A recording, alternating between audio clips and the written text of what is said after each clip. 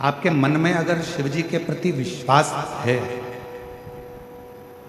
आपके मन में भगवान शंकर जी के प्रति भरोसा है, दृढ़ता है, विश्वास है, तो शिव महापुराण की कथा के पंडाल में जाकर बैठो, कहां तुम्हें जगह मिल जाए वहां जाकर बैठो। यदि विश्वास नहीं है, भरोसा नहीं है, शिव जी पर हमारा दृढ़ता नहीं है, तो फिर कथा में जाने की जरूरत नहीं है। अपना काम करो, अपने घर में रहो, अपने व्यस्त रहो।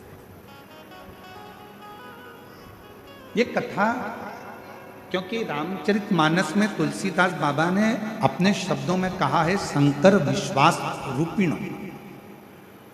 ये कथा ही विश्वास है, और विश्वास को ही शिव कहा गया।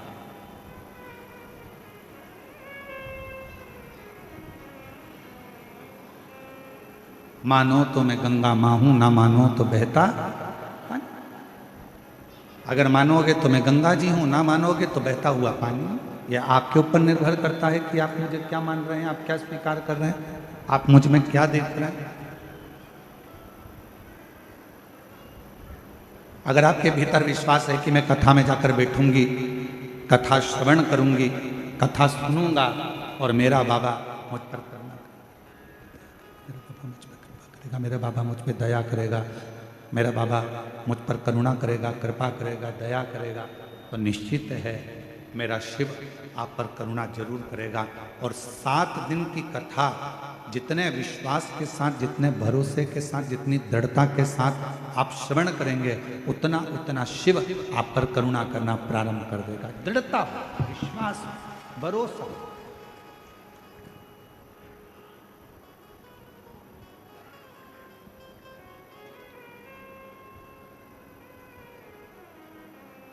आपका घर बड़ा है, छोटा है, वो मायना नहीं रखता।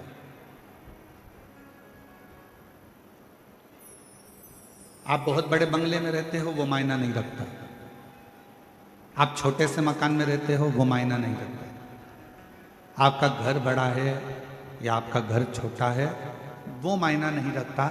शिव महापुराण की कथा कहती है मायना वो रखता है कि आपके घर में रहने वालों का व्यवहार कैसे। आपके घर में जो रह रहे हैं, आपके घर में जो निवास कर रहे हैं, आपके घर में जो रह रहा है, उसका व्यवहार कैसे।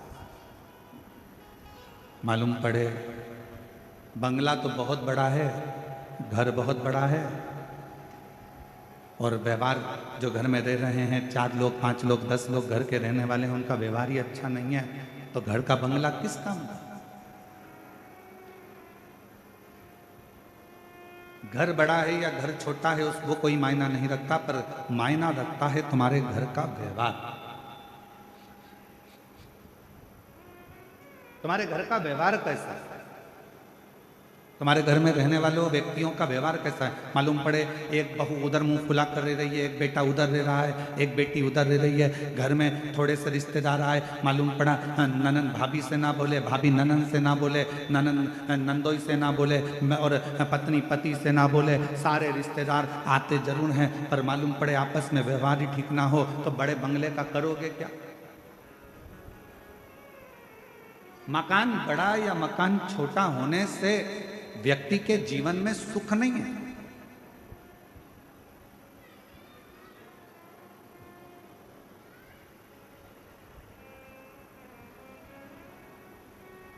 धन का बिस्तर मिल जाए पर नींद को तरसे नैन, और कांटों पर भी सोकर आए किसी के मन को चैन।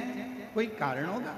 मालूम पड़े डनलप का गद्दा लगा है, एसी लगा है, खूब जोरदार मलमल की रजाई भी है, तकिया भी बिल्कुल एकदम कोमल है, और बड़े आराम से कमरा भी बिल्कुल क्लीन साफ एकदम बढ़िया है, और मालूम पड़े धन का बिस्तर मिल जाए पर नींद को तरसे ने। घर बड़ा है, बंगला बड़ा है, गाड़ी बड़ी है, कमरा बड़ा है, पलंग बड़ा है, चाहती बड़ी है, तकिया बड़ा है, सारे सुख अपने आप उस कमरे के अंदर, ऐसा कोई सुख नहीं है जो तुम्हारे सोने के कमरे में नहीं है। और फिर भी तुमको रात को सोते समय एक ना एक गोली खाकर सोना पड़ रहा है। कभी घुटना दुख रहा, कभी कमर दुख रही, कभी कंधा दुख रहा, कभी सिर दुख रहा, कभी कोनी दुख रही, कभी पंजा दुख रहा। 24 घंटे में रात्रि के समय पर यदि चैन की नींद नहीं आ रही है तो समझ लेना कि धन तो बढ़ गया पर मन की शांति नहीं बढ़ पाई है। वो मन की शांति को बढ़ाने का एक स्थान ढूंढ, मन की शांति को बढ़ाने का एक केंद्र बिंदु ढूंढ। क्या देती है शिव महापुराण की कथा?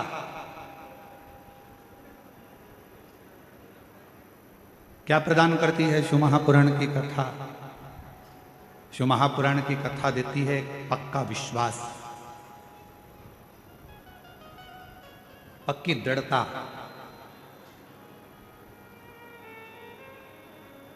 घर अच्छा हो और माहौल अच्छा नहीं हो ना तो उस घर में रहने का मन नहीं करता।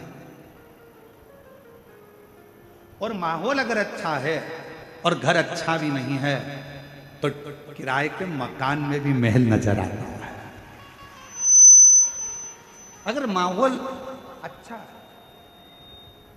मकान अच्छा नहीं है, मान लो मकान अच्छा नहीं है और माहौल अच्छा है तो किराए के मकान में भी सुख नजर आता है, किराए के मकान में भी आनंद नजर आता है, किराए के मकान में भी आनंद की अनुभूति होती है।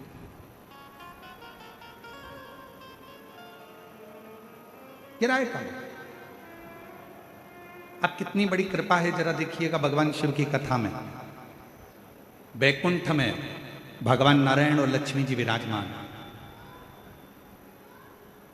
और बैकुंठ में भगवान विष्णु और लक्ष्मी जी विराजमान है, और दोनों का झगड़ा होता है। और भगवान नारायण और लक्ष्मी का झगड़ा होता है और लक्ष्मी जी भगवान नारायण को श्राप दे देती है, हे नारायण तुम मुझे देखकर घोड़े जैसे हंसे हो, मैं तुम्हें श्राप देती हूं कि तुम्हारा सिर कटे और तुम्हें घोड़े का सिर लगे। अब देखिए जरा श्राप किया। अब ब्रह्मा जी और ब्रह्माणी जी ब्रह्मलोक में निवास करते हैं और दोनों जनी वहां रहकर बड़ा आनंद का जीवन जी रहे होते हैं।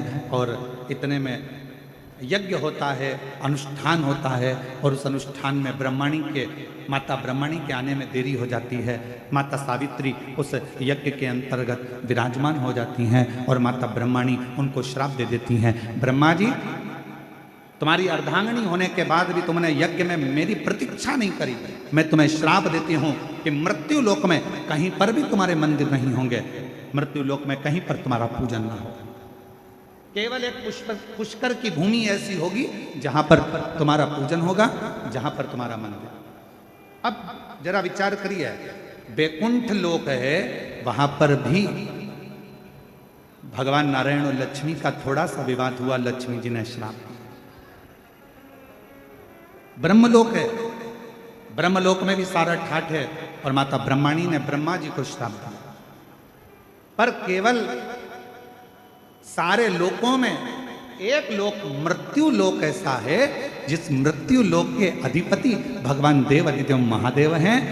दोनों आनंद के साथ विराजमान रहते हैं और भगवान शंकर और पार्वती दुनिया के लोगों को प्रेरणा देते हैं कि सुख बड़े मकान में नहीं, अगर कैलाश की कंदराओं में भी रह रहे हो और माहौल अच्छा है तो सुख उस कंदरा में भी प्राप्त हो, सुख उस कंदरा में भी मिल सकता है, सुख उस कंदरा में भी प्राप्त हो सकता है। बस अच्छा घर अच्छा है और माहौल अच्छा नहीं है तो घर किसी काम का नहीं है, और अगर माहौल अच्छा है तो फिर आप गुफा में भी रह रहे हो, कंदरा में भी रह रहे हो, तो समझ लो कि सुख है, सुख। और देख लिया संसार हमने, देख लिया सब मतलब के यार हमने देख लिया, झूठे नाते झूठे रिश्ते, झूठे अरे झूठा है संसार हमने देख लिया, सब मतलब के यार हमने देख लिया संसार हमने देख लिया, सब मतलब के हमने देख लिया। ये संसार की धारणा भगवान शंकर की ये पवित्र कथा, शिव महापुराण की ये पवित्र कथा, श्रावण महीने में जितने भी भक्त इस शिव महापुराण की कथा को श्रवण कर रहे हैं, जयंती स्टेडियम भिलाई छत्तीसगढ़ की इस पवित्र धरा से बोलबम सेवा समिति के नेतृत्व में ये जो कथा चल रही है, इस कथा को आप श्रवण करें और ये विचार करें कि अपने घर का माहौल हमें कैसा रखें।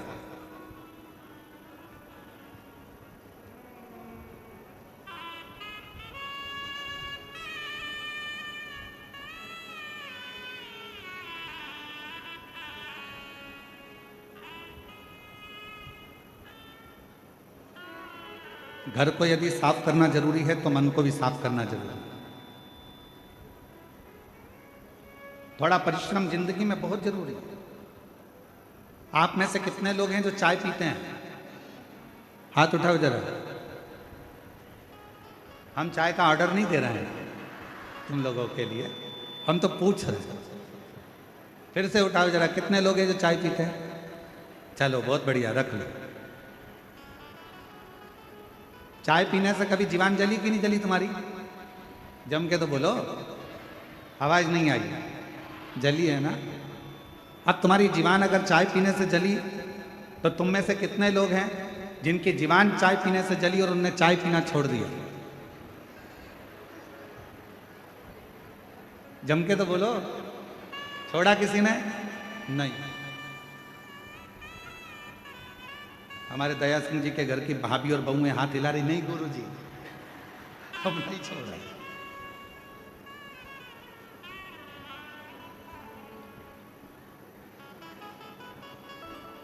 अब जरा विचार करिए, चाय से तुम्हारी जीवान जल गई तो तुमने चाय पीना छोड़ा क्या?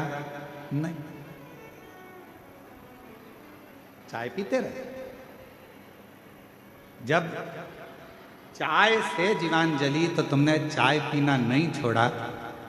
मान लो एक कंपटीशन एग्जाम दिया, एक परीक्षा दी, या एक परीक्षा देने में आप सफल नहीं हो पाए, असफल हो गए, या आप उस रिजल्ट में निकल नहीं पाए, तो कई लोग कह देते हैं कि अब आज से मैं एक भी एग्जाम नहीं दूंगा।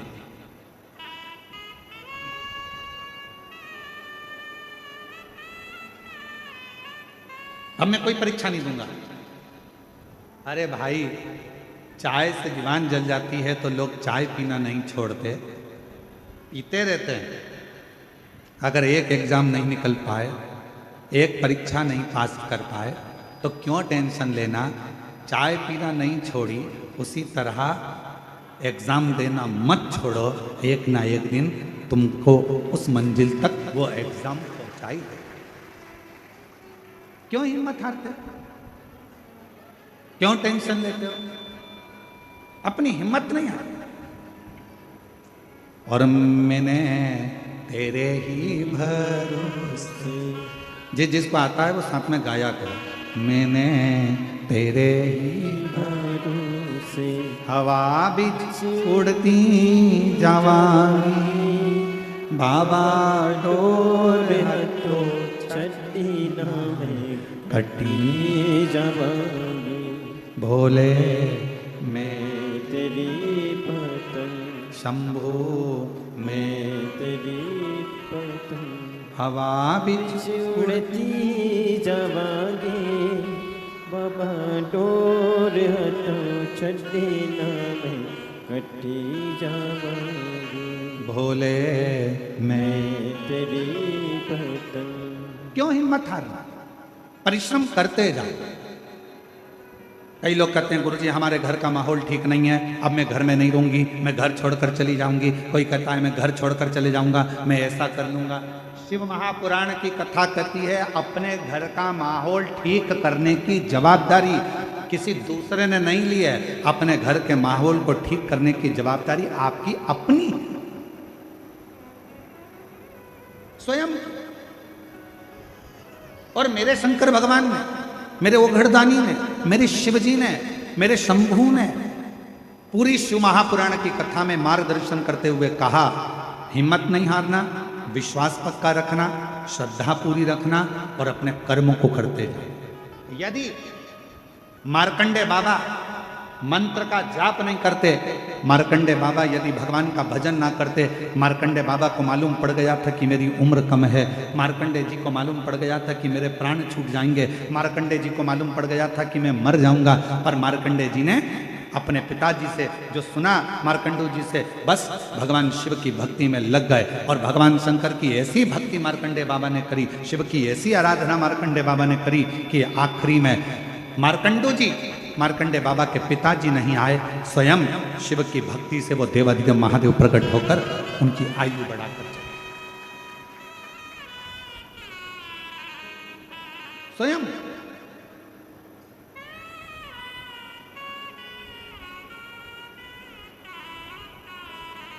एक विश्वास की दृढ़ता हो। और शिव महापुराण की कथा, पूरी कथा में विश्वास मूल है, इसलिए उसकी करुणा है। कितना विश्वास लेकर आप कथा सुन रहे हैं, यह आपके ऊपर निर्भर करता है। कितनी दृढ़ता धारण कर कर आप कथा सुन रहे हैं, यह आपके ऊपर निर्भर करता है। आप शिव महापुराण पर कितना भरोसा करते हैं, यह आपके ऊपर निर्भर करता है। सीहोर वाले महाराज जी तो 7 दिन कथा सुनाएंगे, चले जाएंगे। दयाल सिंह जी इस कथा का आयोजन कराए हैं, बोलबम समिति इसका आयोजन कराई है, समिति आयोजन कराकर अपना आनंद पाती है, जनमानस को श्रवण कराती है कथा। अब यह आपके ऊपर निर्भर करता है कि आप अपने घर से जब चले हो, घर के लोगों ने पूछा कहाँ जा रही हो, आपने कहा शिव महापुराण की कथा भिलाई में हो रही है, हम बाहर नहीं जा सकते, हम बहुत दूर नहीं जा सकते, अपने भिलाई में हो रही है, जयंती स्टेडियम में हो रही है। लोग कहेंगे पानी गिर रहा है, कीचड़ हो रहा है, कहाँ बैठोगी? मेरा छाता है ना, मेरा छाता है ना, मेरी पन्नी है पॉलिथीन, बैठूंगी, कथा सुनूंगी, दिल से सुनूंगी, पंडाल में जगह नहीं मिलेगा, बाहर बैठकर सुनूंगी, पर कथा को श्रवण कर कर अपनी नगरी में, अपने छत्तीसगढ़ में, अपनी भिलाई में, अपनी जयंती स्टेडियम में हो रहा है। दुनिया के लोग बाहर बाहर सुनने जाते हैं, कम से कम मेरे लिए मेरा बाबा यहां तक आया है, मुझे जाना है, कथा श्रवण कर, मुझे कथा। विश्वास कितना, भरोसा कितना है, दृढ़ता कितनी, कितने विश्वास के साथ आप कथा को श्रवण करते हो, यह आपके ऊपर निर्भर करता है।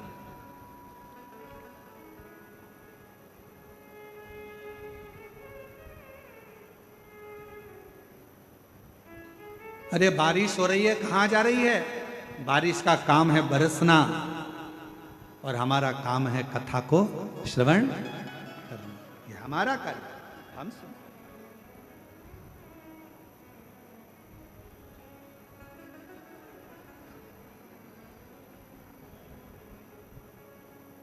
दो शब्द हैं जिन पर थोड़ा ध्यान दीजिएगा, एक है अफवाह और दूसरा है वाह। बोलो जरा कौन कौन से शब्द हैं? आवाज नहीं आई, जरा दमदारी से बोलो। अफवाह और वाह, ये दो शब्द हैं, दो शब्द। एक शब्द है अफवाह, गलत बोल देना, गलत सुना देना, किसी के लिए गलत बता देना, अफवाह उड़ा देना। अरे इतना भीड़ हो रहा है, इतना भीड़ हो रहा है, ऐसा हो रहा है, वो हमारे पास में रहती है, वो ऐसा है, वो हमारे पास में रहता है, वो ऐसा है, वो ऐसा है, उसका लड़का ऐसा, उसकी लड़की ऐसी, उसका परिवार ऐसा, उसका कुटुंब ऐसा। अफवाह उड़ाने में कलयुग में सब माहिर हैं, अफवाह उड़ाने में कलयुग में सब माहिर हैं, इसलिए थोड़ा सावधानी रखना। शिव महापुराण की कथा कहती है किसी अफवाह में मत जाना। क्यों, क्या कारण? तो कहा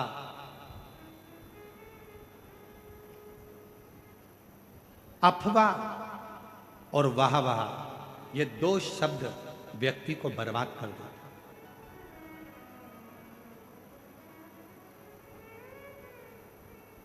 अफवाह व्यक्ति के जीवन को बर्बाद कर देती है और वाह वाह अपने भीतर अहंकार को रखकर, अभिमतता को रखकर बर्बाद कर दिया।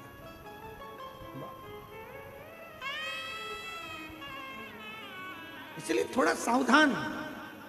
एक कितना सुंदर प्रसंग है। एक गांव में एक बुजुर्ग व्यक्ति रहता था, बड़ा बड़ा प्रतिष्ठित था, बड़ा प्रतिष्ठित।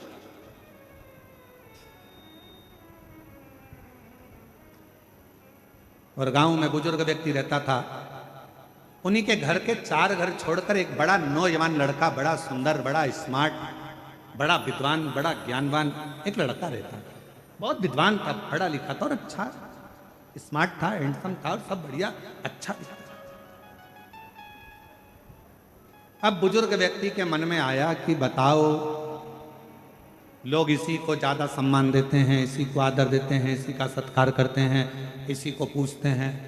तो इसने धीरे धीरे कर कर गांव के लोगों का कान भरना प्रारंभ कर दिया कि ये जो लड़का है ये चोर है, इसने उस कॉलोनी में चोरी करी थी, उस मोहल्ले में चोरी करी थी। धीरे धीरे अफवाह उड़ाना प्रारंभ करा और अफवाह ऐसी उड़ाई कि पूरे गांव में, पूरे नगर में बात हो गई कि ये लड़का चोर है। सब दूर खबर हो गई, ये चोर है, इसने चोरी की। अब बात चलते चलते एक दिन नगर के गांव में चोरी हो गई और चोरी का इल्जाम गांव के लोगों ने किस पे लगाया? उसी लड़के पर लगाया जो चोर नहीं था, पर ईर्ष्या से उसको चोर बना दिया गया और चोरी का इल्जाम लगा दिया। चोरी का इल्जाम जैसे ही लगा, चोरी का इल्जाम लगते से उस लड़के को पकड़ा गया, थाने में लेकर गए, बंद किया। बंद करने के बाद जब निर्णय लिया गया, सारे सबूत देखे गए, तो मालूम पड़ा कि इस लड़के ने तो चोरी ही नहीं की। चोरी सूचना पाई कि इस पर चोरी का इल्जाम लगाया किसने, तो कहा कि एक गांव का व्यक्ति है और उस गांव के व्यक्ति ने इस पर चोरी का इल्जाम लगाया। उस गांव के बुजुर्ग व्यक्ति को बुलाया और पूछा गया, तुमने इस नवयुवक लड़के की जिंदगी खराब कर दी, तुमने इस नवयुवक युवान लड़के का जीवन बर्बाद कर दिया और तुमने इस पर चोरी का इल्जाम लगा दिया। वो बुजुर्ग व्यक्ति आंखों से आंसू भरकर रोने लगा। मैंने तो हंसी हंसी में टिप्पणी करी थी छोटी सी, मैंने तो हंसी हंसी में बस ऐसे ही बोल दिया था, मैंने तो हंसी हंसी में बस ऐसे ही नाम ले दिया था। इतने में सरपंच को गुस्सा आ गया और सरपंच ने कहा इसका निर्णय कल लिया जाएगा। एक काम करना, तुमने हंसी हंसी में जो काम किया है, जो तुमने बोला है इस लड़के के लिए, जो तुमने इस लड़के के लिए बोला है, एक कागज में लिखो, उस कागज को फाड़ो, फेंक दो और कल आते आते उस कागज के टुकड़ों को वापस लेकर आना। निर्णय कल दिया जाए। बुजुर्ग व्यक्ति ने वही बात लिखी, फाड़ी, फेंकी, वापिस आया। कागज का एक टुकड़ा, 2 टुकड़ा उसको मिला, बाकी का कोई टुकड़ा उसको नहीं, कोई टुकड़ा नहीं। सरपंच ने कहा बाकी के कागज के टुकड़े कहाँ हैं? तो कहा वो तो हवा में उड़ गए, मैं सब लेकर नहीं आ पाया। सरपंच ने कहा बुजुर्ग व्यक्ति से, बाबा जी किसी के लिए कुछ कह देना हवा में उड़ने के बराबर है। उसकी जिंदगी बर्बाद हो गई तुम्हारी जरा सी हंसी में, जरा सी अफवाह में, जरा से अपशब्द में किसी का जीवन बर्बाद हो जाता है, फिर वो जीवन संभल नहीं पाता है, संभल नहीं। कहना सरल है, किसी के लिए अफवाह उड़ाना सरल है।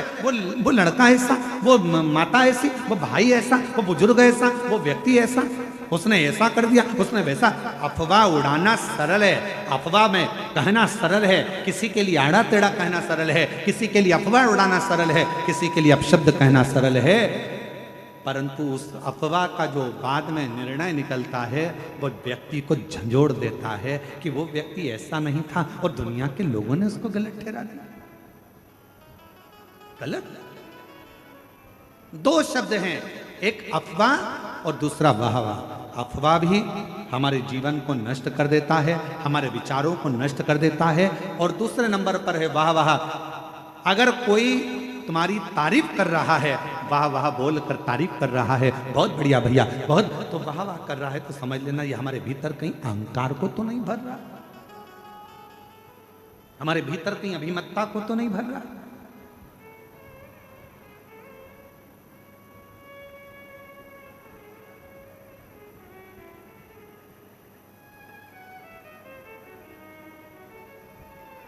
थोड़ा बचिए, थोड़ा अफवाह से भी बचना, थोड़ा वाहवाह से भी बचना, दोनों से। आप जितना बचकर रहोगे उतना अपनी जिंदगी को सुखमय जियोगे। देवराज नामक का ब्राह्मण, वो देवराज नाम के ब्राह्मण के भीतर उसने ना कभी दान करा, ना कभी पुण्य करा, ना सत्कर्म करा, ना कभी मंत्र जाप करा, ना कभी स्मरण करा, ना कभी अभिषेक करा, ना कभी पूजन करी, ना कभी आराधना करी। बस उसने एक काम करा, मरने से पहले उस देवराज नाम के ब्राह्मण चोरी का धन लेकर गया था, शंकर के शिवालय में पहुंच गया और शिवालय में जाकर उसने 2 मिनट, 5 मिनट, 1 मिनट, 1.5 मिनट की शिव महापुराण की कथा को श्रवण कर सुन।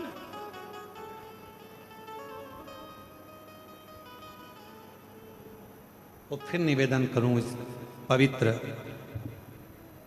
व्यासपीठ से, फिर निवेदन करूं इस पवित्र श्रावण के महीने की इस पावन कथा से, पावन कथा के रसपान। आपने सावन के महीने में यदि अभिषेक नहीं करा है, सावन के महीने में यदि पूजन नहीं करी है, सावन के महीने में अगर शिव जी के मंदिर नहीं गए हो, सावन के महीने में अगर शंकर भगवान का मंत्र जाप नहीं करा है, सावन के महीने में अगर नाम जाप नहीं करा है, तो श्रावण के महीने में अगर बन सके तो शिव महापुराण की कथा 2 मिनट 5 मिनट की अवश्य पंडाल में जाकर श्रवण करो, तुम्हें उसका फल अवश्य प्राप्त।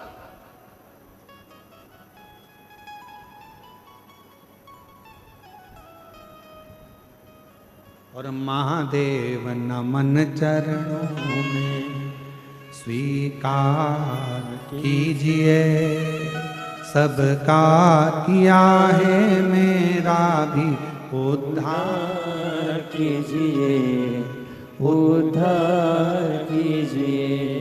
हे त्रिपुंडधारी, हे त्रिशूलधारी, हे त्रिपुंडधारी, हे त्रिशूलधारी। चरणों में तेरे बाबा जी पावन है चारों धाम, चरणों में तेरे बाबा जी पावन है चारों धाम। तेरी देव करते वंदना पूजे सीताराम, तेरी देव करते वंदना पूजे सीताराम। हो जाए पूरी कामना, हो जाए पूरी कामना। उपकार कीजिए, सबका किया है मेरा भी उद्धार कीजिए, उद्धार कीजिए।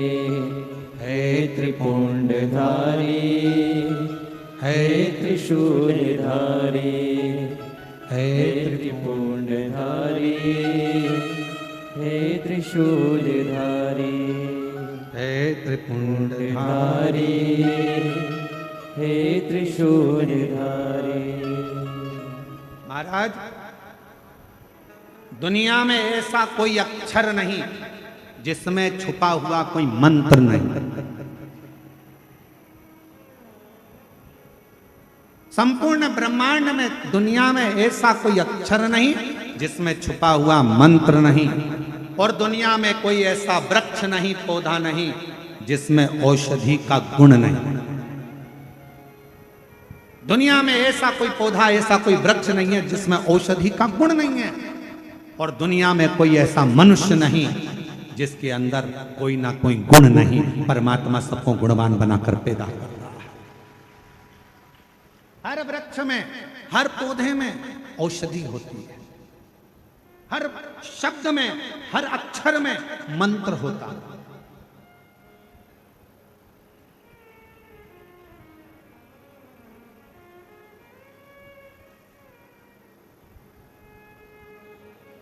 कथा पर ध्यान दीजिएगा।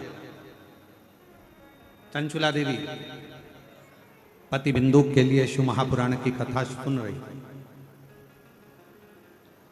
दिवस निकलते गए और दिवस निकलते निकलते चंचुला देवी के मन में एक प्रश्न खड़ा हुआ।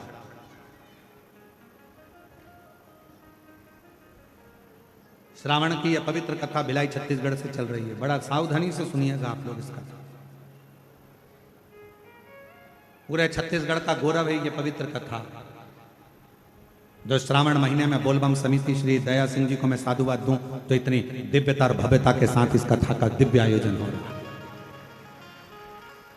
और आपके विश्वास को मैं नमन करता हूं। दया सिंह जी कह रहे थे, गुरुजी हमने ऐसे शिव भक्त नहीं देखे। कथा होना थी 30 तारीख से, और शंकर जी के ये सारे भक्त 21 तारीख से आना चालू हो गए थे और 21 तारीख से बैठना चालू हो गया। हमने पूछा दया सिंह जी से कि इतने लोगों का जो आ रहे थे 21 तारीख से, इनको तो 30 तारीख की कथा थी, तो 29 को पहुंचना था, 28 को पहुंच जाते, पर 21 तारीख से 10-12 दिन। केवल एक शिव महापुराण की जो कथा होती है उसका ये पंडाल नहीं माना गया।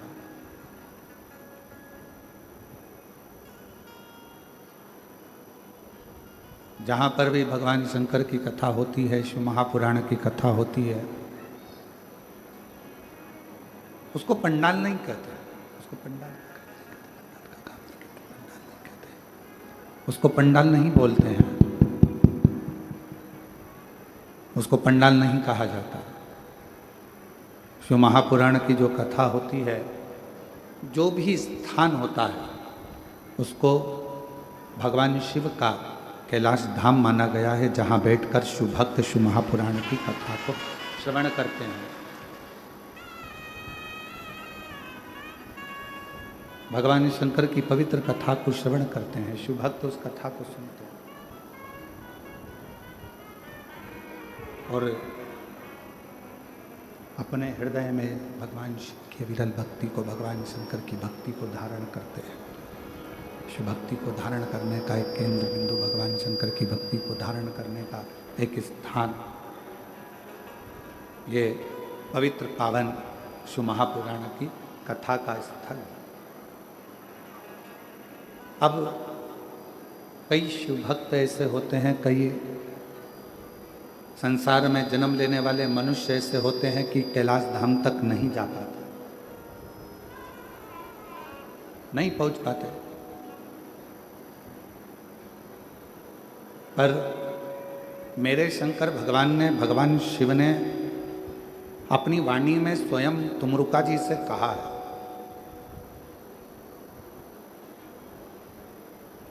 अपनी वाणी में स्वयं तुमरुका जी से एक शब्द कहा कि है तुमरुका, जहां आप कथा कह रहे हो,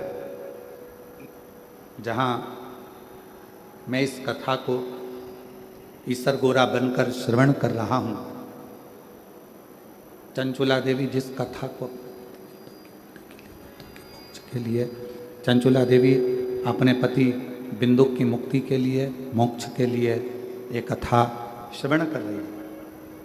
तो आज मैं वचन देता हूं तुमरुका जी कि जिस स्थान पर ये पवित्र शिव महापुराण की कथा जहाँ पर भी होगी, वो भूमि साधारण नहीं कहलाएगी। शिव जी कहते हैं वो मेरा कैलाश 7 दिन तक वहीं पर विराजमान रहेगा और भगवान शिव की अविरल कथा का प्रस्थान करेगा। 7 दिवसीय शिव महापुराण की कथा संपूर्ण विश्व के कल्याण के लिए, संपूर्ण जगत के कल्याण के लिए, संपूर्ण जगत के उद्धार के लिए ये कथा श्रावण के महीने में प्रारंभ हुई। अब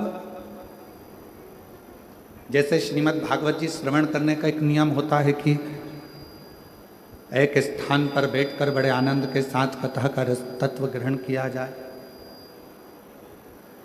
रामचरितमानस का एक नियम होता है कि रामचरितमानस 24 घंटे में, 9 दिन में, 1 माह में, त्रैमासिक में, 12 महीने में, जैसा भी आपको क्रम करना हो उस क्रम से उसको पूर्ण किया जाए। उसी तरह उसी क्रम में शिव महापुराण का एक नियम है और वो नियम संपूर्ण श्रोताओं को, चाहे वो आस्था चैनल पर टीवी पर सुन रहे हों, मोबाइल पर सुन रहे हों, टीवी पर सुन रहे हों, या पंडाल में बैठकर श्रवण कर रहे हों, जहाँ से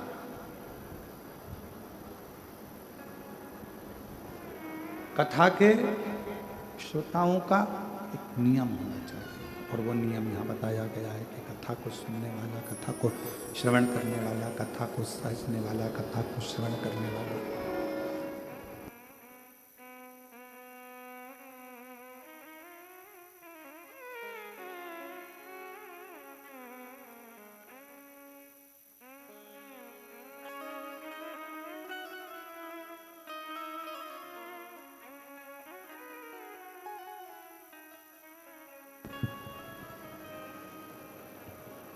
जैसे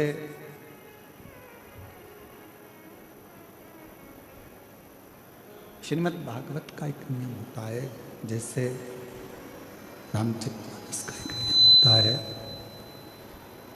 उसी तरह श्री महापुराण का भी एक नियम होता है, उसी तरह। और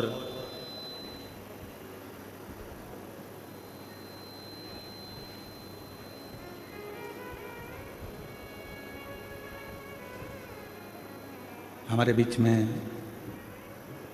माननीय विधानसभा जी अध्यक्ष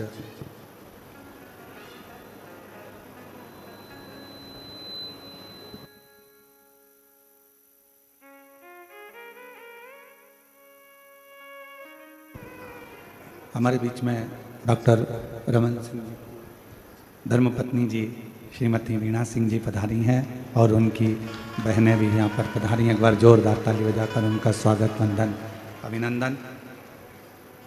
शिव कृपा है, आप भगवान शंकर की परम भक्त भी हैं, और जब आपके निवास पर राजनांदगांव पर जाना हुआ था, उस समय पर शिव भक्ति के किस्से बाबा की कृपा से बहुत श्रवण करने को मिले। एक बार जोरदार ताली बजाकर उनका स्वागत, वंदन, अभिनंदन। शिव तत्व कह रहा है, भगवान शंकर का चरित्र कह रहा है। और तेरी कृपा बिना ना हिले एक भी अणु, लेते हैं श्वास तेरी कृपा से तनु तनु, बखान क्या करूं मैं लाखों के ढेर का, चपटी भगोत में खजाना कुबेर का, हे गंगाधार मुक्ति द्वार ओंकार तू, भोले ओंकार तू, आयो शरण तिहारी शंभु तार तार तू। ये शिव की उदारता।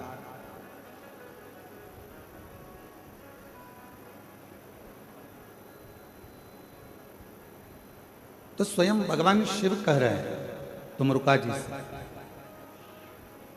कि है तुमरुका मृत्युलोक में, भूमंडल पर, संसार सागर में, मृत्युलोक में, भूमंडल पर, संसार सागर में, कहीं पर भी जहां पर शिव महापुराण की कथा होगी, वो भूमि कोई साधारण नहीं होगी। जितने दिन शिव महापुराण की कथा चलेगी, उतने दिन कैलाश वहीं पर विराजमान रहेगा, और उस कैलाश पर बैठकर लोग कथा सुनेंगे। अब कथा का नियम, श्रीमद् भागवत जी का नियम अलग है, श्रीमद् भागवत जी का नियम अलग है, श्री रामचरितमानस का नियम अलग है, विष्णु पुराण जी का नियम अलग है। सारी पुराणों को सुनने का नियम अलग अलग है।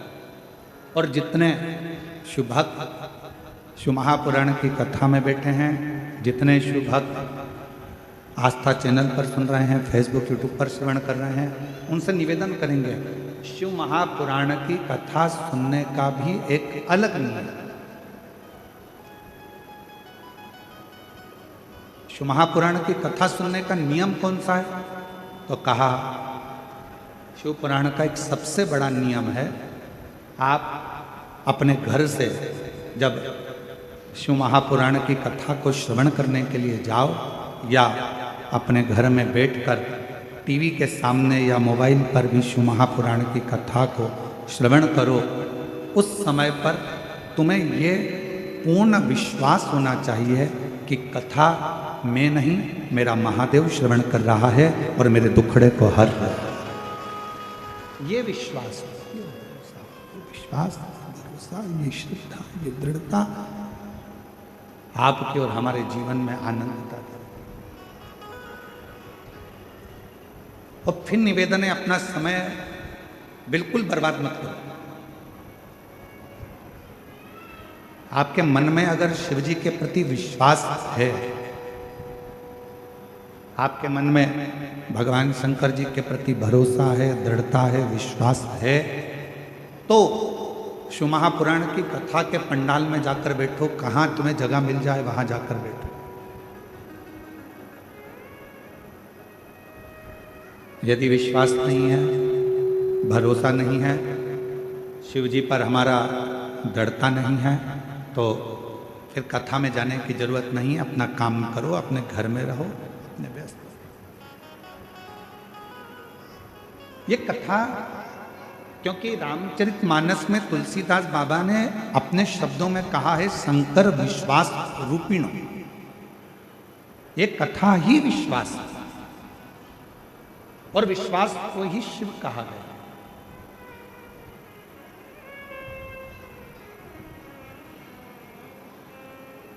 मानो तो मैं गंगा मां हूं, ना मानो तो बहता। अगर मानोगे तो मैं गंगा जी हूं, ना मानोगे तो बहता हुआ पानी। यह आपके ऊपर निर्भर करता है कि आप मुझे क्या मान रहे हैं, आप क्या स्वीकार कर रहे हैं, आप मुझ में क्या देख रहे हैं। अगर आपके भीतर विश्वास है कि मैं कथा में जाकर बैठूंगी, कथा श्रवण करूंगी, कथा सुनूंगा और मेरा बाबा मुझ पर करना, मेरा बाबा मुझ पर कृपा करेगा, मेरा बाबा मुझ पर दया करेगा, मेरा बाबा मुझ पर करुणा करेगा, कृपा करेगा, दया करेगा, तो निश्चित है मेरा शिव आप पर करुणा जरूर करेगा।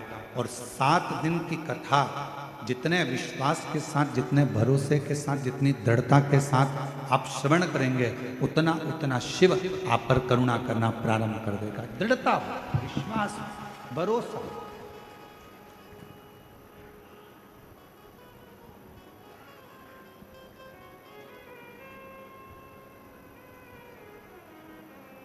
आपका घर बड़ा है, छोटा